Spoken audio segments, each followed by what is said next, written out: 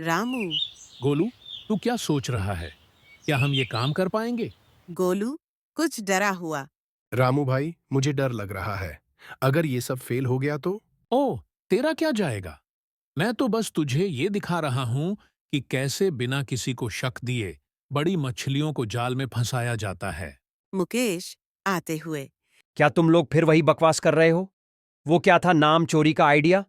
तुम लोग तो बड़े ही खतरनाक हो। बबीता चहकते हुए। मुकेश भाई, चोरी का आइडिया नहीं, स्मार्ट आइडिया। रामू भाई ने तो बड़ी चालाकी से समझाया है। बबीता ठीक कह रही है। जो सही रास्ता होता वो सबके लिए नहीं होता। चतुराई से काम लेना पड़ता है। पंडित जी गंभीर स्वर में। रामू, गोलू, तुम दोनों क्या कर रहे हो? यह जो तुम करने जा रहे हो वह बिल्कुल गलत है। पंडित जी, आपने ही तो कहा था कि जो काम पूरा करने के लिए हो वह गलत नहीं होता। लेकिन पंडित जी, अगर यह बुरा हुआ तो? यह तुम दोनों की चतुराई का सवाल नहीं है, यह तुम्हारी आत्मा का सवाल है।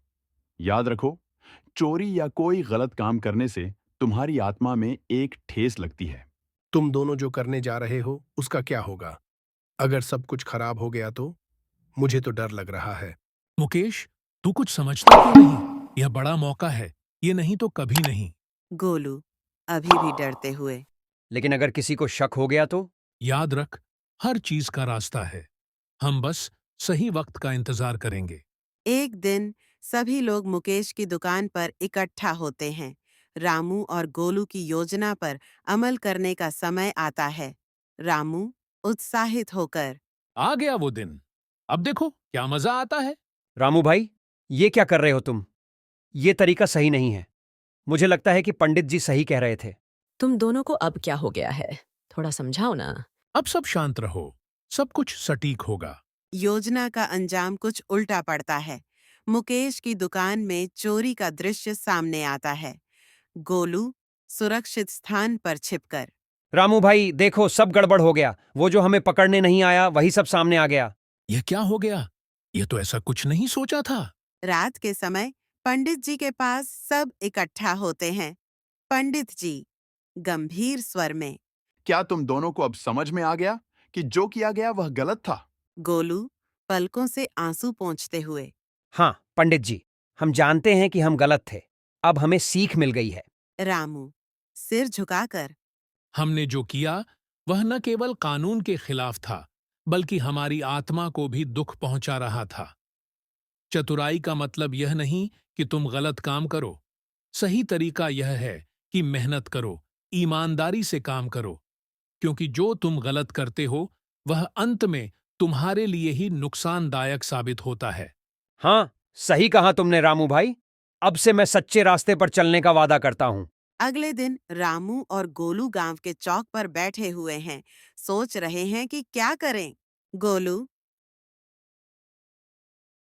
रामू भाई, अब क्या करेंगे? सबके सामने हमारी इज्जत का क्या होगा? गोलू, चिंता मत कर। इज्जत तो कभी भी चली जाती है, पर मौका चूकना नहीं चाहिए। हमें अब तक अपनी चतुराई पर गर्व था, लेकिन अब हमें अपना रास्ता बदलना होगा। लेकिन ये सब करना ठीक नहीं था। पंडित जी ने कहा था ना कि गलत रास्ता अपनाने से बुरा होता है। ठीक है गोलू, पर पंडित जी ने ये नहीं कहा कि गलती से क्या सीखा जाए। अब हमें सही रास्ता अपनाना है, लेकिन पहले इस गलती को सुधारना होगा। रामू और गोलू गांव के पुराने तालाब के पास एक जगह पर मिलते हैं। दोनों परेशान हैं। रामू भाई, क्या तुमने सोचा है कि हमें मुकेश भाई से कैसे माफी मांगनी चाहिए? माफी तो हमें उनसे ही नहीं, खुद से भी मांगनी होगी। एक कदम गलत उठाने से कभी कभी पूरी जिंदगी बदल जाती है। लेकिन मुकेश भाई को यह कैसे बताएंगे कि हम उनसे माफी मांगने आए हैं? क्या वे हमें माफ कर पाएंगे? माफी मांगने से कोई छोटा नहीं होता गोलू। हमें उनसे सीधे जाकर कह देना होगा कि हम गलत थे। मुकेश की दुकान पर रामू और गोलू पहुंचे। मुकेश थोड़ा गुस्से में नजर आता है। रामू नम्रता से। मुकेश भाई, हम आपको कुछ कहना चाहते हैं। क्या कहना चाहते हो? तुम दोनों ने मेरी दुकान में चोरी की कोशिश की और अब तुम मुझसे माफी मांगने आए हो? गोलू हम जानते हैं कि हम गलत थे, मुकेश भाई। हम समझ गए हैं कि यह सब चतुराई नहीं, बल्कि मूर्खता थी। हमने जो किया उससे न केवल हमारी इज्जत गई, बल्कि हम खुद को भी खो बैठे थे। अब हम बस अपनी गलती मानते हैं और माफी चाहते हैं। यह तो सच है कि तुम दोनों ने बहुत बड़ी गलती की, लेकिन मुझे लगता है तुमने दिल से माफी मांगी है। ठीक है, मैं तुम दोनों को माफ करता हूं। अब रामू और गोलू गांव के चौक पर बैठे हैं। दोनों सुकून महसूस कर रहे हैं।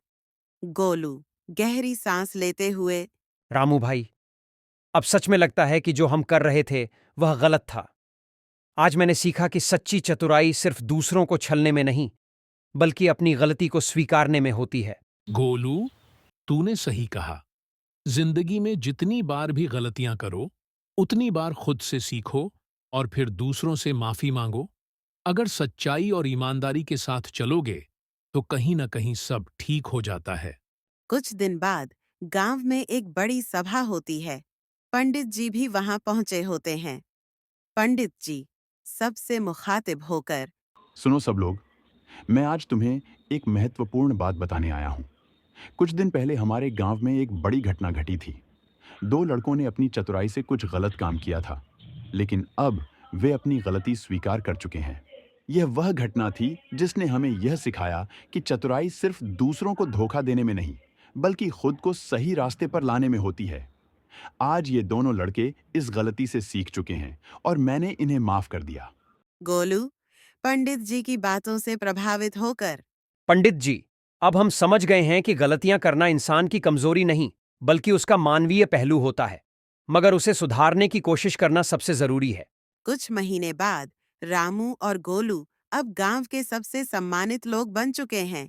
दोनों अब अपनी चतुराई का उपयोग गांव की भलाई के लिए करते हैं। रामू गोलू से मुस्कुराते हुए, देखा, गोलू, गलत रास्ते पर चलने से कोई फायदा नहीं होता। अगर हम पहले ही सही रास्ता अपनाते, तो हम और भी जल्दी इस सम्मान तक पहुंच सकते थे।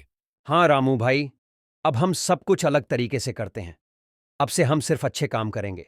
सही कहा तुमने, गोलू। अब हमें सच्चे रास्ते पर चलने का समय आ गया है।